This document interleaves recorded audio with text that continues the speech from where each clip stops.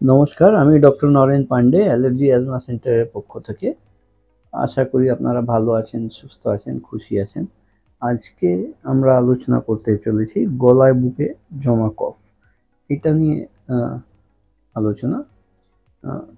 কফ অনেক মানুষের সৃষ্টি হয় এবং অনেক মানুষের দীর্ঘকালীন চলতে থাকে। এটা নিয়ে আমরা আজকে আলোচনা করব। আপনারা যারা নতুন দর্শক এসেছেন ওনাদের অনুরোধ করব লাইক, সাবস্ক্রাইব, কমেন্ট, শেয়ার করে যেতে। পূর্ণ দর্শক যেনারা আছেন ওনাদের আমি অনুরোধ করব লাইক, ওনাদের আমি ধন্যবাদ জানাবো। আর যদি সাবস্ক্রাইব এখনো না করে থাকেন তাহলে একটা সাবস্ক্রাইব করে যেতে, ভিডিও ভালো লাগলে একটা লাইক দিলে খুশি হব। কিছু জানার জন্যে অ্যাডিশনাল বা অ্যাপয়েন্টমেন্ট নেওয়ার জন্যে 7278034776 এই নম্বরে কল করে আপনারা অ্যাপয়েন্টমেন্টও বুক করতে পারেন বা কিছু জানার প্রয়োজন থাকলে আপনারা জানতে পারেন। প্রচুর মানুষের দেখা গেছে ওই কফজনিত সমস্যা আছে, গলায় খুসখুস করে কফ থক্কা উঠে গেল, বুকের থেকে সবসময় শ্লেষ্মা বেরোচ্ছে। এই শ্লেষ্মা নিয়ে মানুষ ব্যতিব্যস্ত হয়ে যায়। আর কাজের disturbance, quality of life disturbance, এই রেগুলার কফ হওয়াতে আপনি আপনার কোনো কাজে মনোযোগ দিতে পারছেন না, কোয়ালিটি অফ লাইফটাকে এনজয় করতে পারছেন না। এরকম পরিস্থিতি হয়। ট্রিটমেন্ট নেওয়ার পরে ডাক্তারবাবুরা জেনারেলি ব্রডলি আপনি দেখবেন যারা এই কষ্ট পান ওনারা দেখবেন যে ডাক্তারবাবুদের কাছে গেলে ওই অ্যান্টিহিস্টামিন বা অ্যান্টি অ্যালার্জিক জাত গোছের ট্যাবলেট বা নাকের স্প্রে বা ইনহেলার এই সমস্ত ইনফ্লামেশন রিডিউসিং সাবস্টেন্সেস দিচ্ছেন। তো ইনফ্লামেশনটা করছে কি? ইনফ্লামেশন করার জন্য দায়ী হচ্ছে অ্যালার্জিস। যে অ্যালার্জি দাগড়া দাগড়া হওয়া, ঠোঁট চোখ মুখ ফুলে যাওয়া, গায়ে দাগড়া হওয়া, পিছুটি হওয়া, এই জিনিসগুলো যদি আমাদের রেসপিরেটরি ট্র্যাক্টে হয় তাহলে সিক্রেশন বাড়াবে। কারণ যেরকম আমরা অনুভব করেছি আমাদের চোখ যেরকম খোলা আছে, এর মধ্যে কোনো ধুলোবালি পড়ে গেলে হঠাৎ করে ওখান থেকে সিক্রেশন চালু হয়ে যায়, জল আসতে চালু হয়ে যায়। ঠিক তেমনি যে অ্যালার্জেন আমাদের অ্যাটমসফিয়ারে আছে, সেই অ্যালার্জেনগুলো নিঃশ্বাসের সাথে যদি প্রবেশ করে লাঙ্গের মধ্যে গিয়ে ইরিটেশন করে তাহলে ওখান থেকে একটা সিক্রেশন চালু হয়ে যাবে।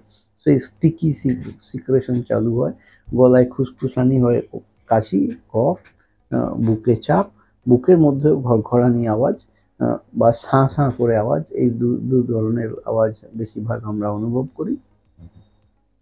অনেক সময় রাত্রে শুয়ে আছি, উঠে হঠাৎ কাশতে চালু করলাম, কফ বেরোতে, ঘুম থেকে উঠে গিয়ে কফ ফেলে দিয়ে ফিরে এসে শুতে হলো, এরকম পরিস্থিতি। তো এই পরিস্থিতিকে সামল দেওয়ার জন্য যেটা প্রয়োজন, কারণ চিকিৎসা নিলে আপনারা দেখবেন যে চিকিৎসা 10-12 দিন, 15 দিন কি 1 মাস নিলেন, ততক্ষণ ভালো থাকলেন, সুস্থ থাকলেন। চিকিৎসা বন্ধ হওয়ার 2-3 দিন পর থেকে আবার যেখানে ছিলাম সেখানেই আমরা দাঁড়িয়ে যাই। এটার সলিউশনের জন্য আমাদের যেটা প্রয়োজন সেটা হচ্ছে চামড়ার উপরে অ্যালার্জি পরীক্ষা করা।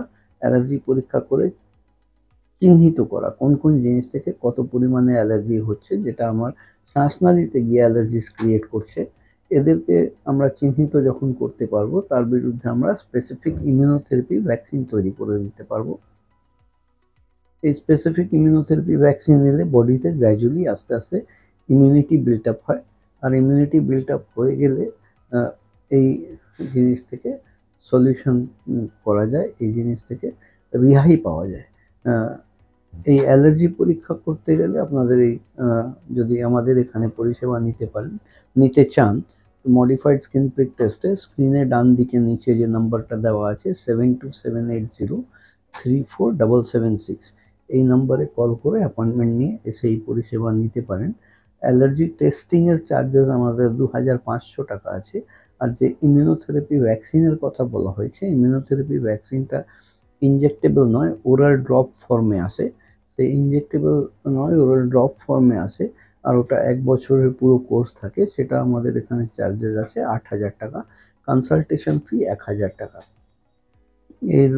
এটা জাস্ট একটা ধারণা দেওয়া হলো যে কিসেতে কীরকম খরচ লাগে। আর আমরা কলকাতাতে শিয়ালদা স্টেশনের পাশে মৌলালি মাজার এবং ইন্টালি সিনেমা হলের মাঝখানে অবস্থিত। আপনারা ফোন করে 7278034776 কল করে অ্যাপয়েন্টমেন্ট নিয়ে যদি এই পরিষেবা প্রয়োজন হয় তাহলে অনায়াসেই আসতেই পারেন। আজকের মতন এখানেই শেষ করলাম। আমি doctor Naren Pandey, allergy advance সেন্টারের পক্ষ থেকে। আপনারা সুস্থ থাকুন, ভালো থাকুন। ভিডিও পছন্দ হলে একটা লাইক দেবেন আর শেয়ার করলে অনেক মানুষ যারা জানেন না তারা ওয়াকিবহাল হতে পারবেন। ধন্যবাদ।